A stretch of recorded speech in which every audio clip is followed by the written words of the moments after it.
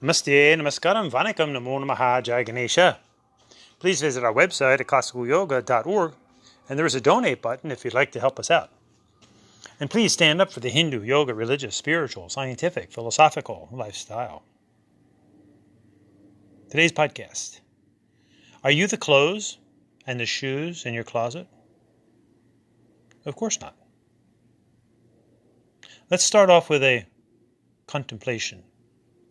Raja Yoga to the Hindus. Remember, meditation is an English word which simply means to concentrate.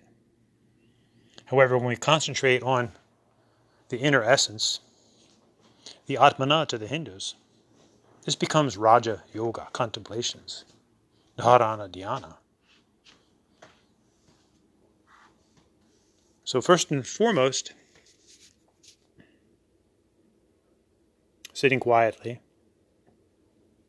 just focus on your breathing, pranayama. You can just watch the breath go in and out.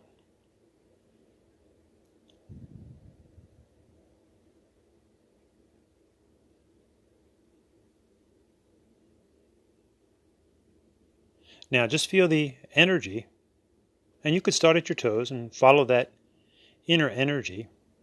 And to stimulate a little more, if you're having trouble just feeling it, clench your toes, clench your legs, clench your seat, the rest of your body, and then let go, and then you feel the energy there. So focus on that energy from the toes and the feet, through the calf muscles, the knees, the thighs, the seat, pelvic area, lower back, stomach, upper back, chest. Feel that tingling energy at your fingertips. Squeeze your hands and then release. Feel that energy. See the commonality here? We're all feeling the same thing, basically. Some more intense, perhaps. Feel the energy up the arms, to the shoulders, and into the head. So this is a commonality. The breath, the pure energy, which Hindus call Shakti, or Chid, if you will. The knowledge, the energy of light. The pure consciousness, the pure existence, Sat. And now feel the warmth. And that warmth becomes the human emotion of bliss or love. See if you can tap right into that loving feeling. Or you may need to stimulate it by thinking of a loved one, a past memory that brought out an intense inner experience of love and bliss. See the commonality here, the inner essence of all of us? The breath, a pure energy, which is neither created nor destroyed. It simply transforms. That's why Hindus say Ekam Sat Vipra Bahura Virante. There is a unified consciousness, an energy, a light that takes on innumerable name and form. This is what Hindus call the Atmana, which is not the mind, nor the body, nor the emotions, the inner essence, common to all of us. This pure consciousness, pure energy, sound energy, light energy, heat energy, which becomes the human emotion and feeling of love or bliss. Sat Chit Ananda. This is the definition of the Atmana. Other religions in English may say soul or spirit. It's a bit different though. So the inner essence. Okay, now let's think of ourselves as a skeleton. We all know what a skeleton looks like. So with your eyes still closed, go down to your feet, your phalanges. All the many bones there. Up into the tibia, the lower part of the leg, and up the femur, which is the largest bone of the body. Into the pelvic area, pelvic bone. The spine, the ribs, the sternum in the center. And notice how, as humans, we label every single thing. That's what we do. So much for the New Age cliche, I'm not into labels or I'm not into definitions. All is one. We label every single thing, every single part of our body. So let's go to the hand. Envision the bones of the hand and the beautiful opposing thumb, which allows us to create. To the forearm, to the upper arm, shoulder, clavicle, neck bones, and then the skull. Imagine you're just sitting there as a skeleton, or when you're walking as a skeleton. This is a great exercise to do when you take your morning walk. Start from the inside as your soul, the Satchitananda, and then go into the skeleton. And this is also a nice stress reliever if you ever have to give a talk to a large crowd of people. Just imagine all skeletons out there, just like you. Okay, and then around this skeleton, just like building a building, there's a step-by-step process. Then we have the fatty tissue and the muscles and the tendons around your feet. And then around your calf muscles, your shins, around the knees, the front of the thigh, the quadriceps, the back of the thigh, the hamstrings, solid muscles and tendons and tissues, to the seat muscle, the buttock muscle, pelvic area, stomach muscles, lower back muscles, upper back muscles, chest muscles, muscles of the hands, squeeze the hands, muscles of the forearms, biceps, shoulders, neck muscles, facial muscles. Now, like lightning bolts, envision all of the nerve currents that flow throughout your entire human body. 37 miles of nerve currents flowing through our bodies. Then think of the veins and the arteries, as the veins carry blood to the heart and the arteries carry the blood away from the heart.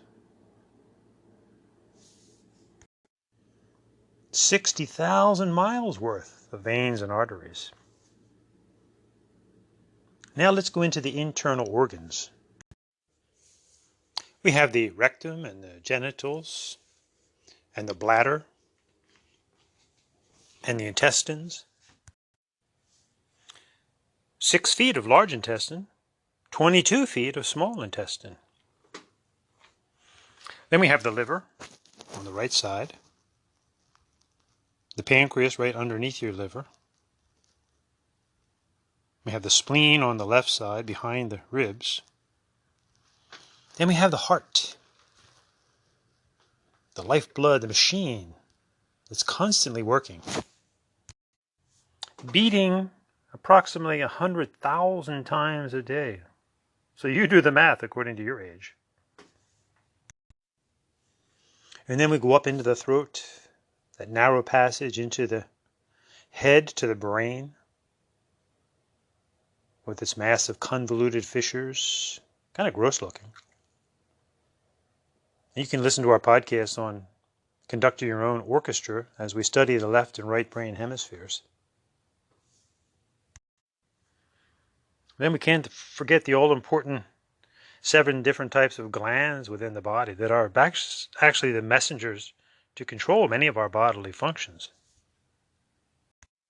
such as the pituitary and the pineal, right there in the center of the brain, if you will. The command glands of the body. In the Hindu Yoga Dharma, we call this the Ajna Chakra, which actually means command center. As we gain inner perception and then move out. And now we open and look through our eyes. And then breathe through the 2 nostrils and the mouth, the openings into the outside world. Then we focus on the skin. Great trivia question. What's the largest organ in the human body? The skin. 21 square feet of skin. And 1 square inch of our skin contains 300 sweat glands. No sweat? Can't help it. And our thickest skin is on the feet, thank goodness. The thinnest on the eyelids. Though, for some of us, it's our ego that's the thickest skin. So think of the wisdom of bowing to the feet, the humility of bowing to the feet, trying to strip off the hard skin of our ego. This is the whole purpose of religion in general, and certainly the Hindu yoga dharma, is to crack that hard nut, if you will, that thick skin of a hardened ego, and enter into the inner essence where we started, the Satchitananda, the pure love and light and energy. So when we really start to see, which is actually where the thinnest, most delicate skin is, at the eyelids. And remember, we have a third eye, the inner eye. This is why Hindus wear the bindi, the red dot. Puram Bindu Vajri Purush from the Rig Veda. Ancient, soulful Bindu Indu. Warrior. Be a warrior of the within. So now on this skin we have hairs. 5 million hair follicles. Give or take a few thousand. And for older men, obviously, taking a lot more. Isn't it interesting that we often have hair in the very places where we don't want it, and we don't have it where we do want it?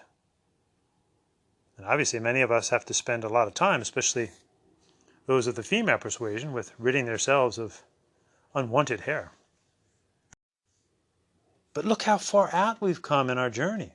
So now we may get into makeup of varying degrees, hairstyles, the nails. Then we get into the clothes, the layers and layers of clothes, and the amount of money spent on fashion. Stuck in the maya of the pure outer illusion. So take a deep breath and go back into that Satchitananda, that pure energy, that consciousness, sound energy, heat energy, light. And then out into your skeleton, etc., etc., etc. Realizing the inner essence. So next time you look in the closet, are you those clothes, those shoes? Well, they're part of your outer adornment. It's okay. But let's try to live a balanced life where we take care of the outer but never forget the deep, deep inner essence. Because as we age, remember, this is all slowly going away. Remember, at physical death, we don't take anybody with us. We don't even take the body with us. The body now is just a dead corpse, lifeless corpse. The personality, the vigor of you, the pure love, light, and energy that is you, that is temporarily inhabiting this covering with its many, many, many layers. You just depart from all of those superficialities, all those outer layers, just as you get out of your clothes at night and enter into your bed. We go deeper and deeper out of the outer clothes of the body, on and on, in and in and in, to the pure essence of who you are, who we all are, that pure love and light and energy. Om. This are we with emotions, mind, and body. So next time you find yourself trapped, not knowing what to wear, being very stressful over clothes and hair and makeup, just pause a moment and say, am I the clothes and shoes in my closet? And have yourself a good laugh. Enjoy. We are meant to be.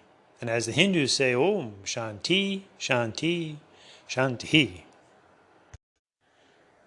Take your life seriously, but not too seriously. Lighten up. And don't be weighed down by the outer layers and unnecessary, heavy physical, mental, and emotional baggage. Remembering back as a youth, in backpacking days, a quote: all that you have gathered divided in half, modified by weight requirements, equals traveling light and with a smile. Smile over the fact of who we are on the inside, this inner love and light and energy. And in a good-natured way, laugh at the outer nature when we get weighed down and bogged down by the superficial baggage. Enjoy the life's journey. We're all in this together. Enjoy your journey, and nice to have met you.